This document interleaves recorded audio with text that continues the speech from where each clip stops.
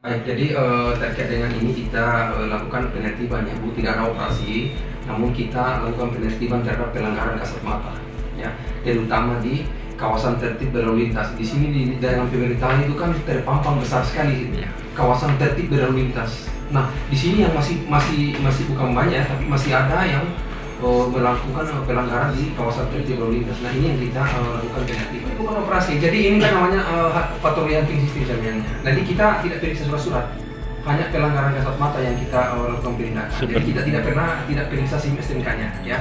Jadi bukan operasi. Jadi ini namanya istilahnya itu hunting system. Kami lakukan patroli. Ketika menemukan pelanggaran yang kasat mata, nah itu yang kita lakukan penindakan.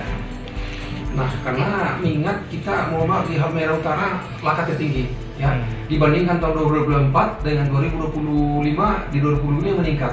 Baik. Ya, 2025 meningkat. Jadi dari Januari sampai sekarang kita jumlah laka lantas itu yang LP-nya itu sudah 17 laka lantas. Maka meninggal sampai 13 orang. Pelanggaran kasat mata. Jadi ketika ditemukan pelanggaran kasat mata, tidak pakai helm, menggunakan potbrong. Nah, di situ kita pada saat ditahan kita lakukan juga pemeriksaan terhadap surat-surat.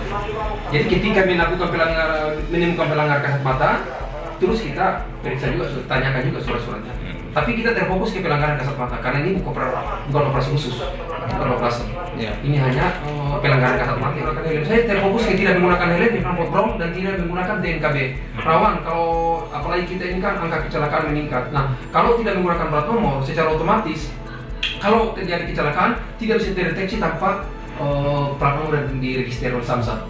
Makanya itu kita antisipasi, kita wanti-wanti jangan sampai ada kecelakaan terus tidak menggunakan plat nomor melarikan diri. Ini yang susah kita lacak nanti. Tabrak lari itu. Tabrak kan kita mulai dari pagi kita mobile terus setiap pagi dan yang sekarang yang terjaring sekitar 200-an ya dari bulan kemarin sampai sekarang.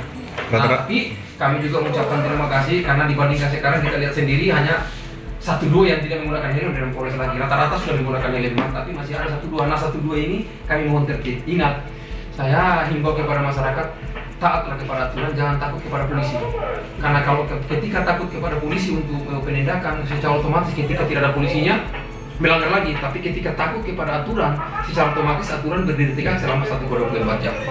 Takut melanggar karena tidak ada. Jadi saya himbau kepada rekan-rekan, semua yang kita lakukan penindakan berdasarkan direktorat tilang.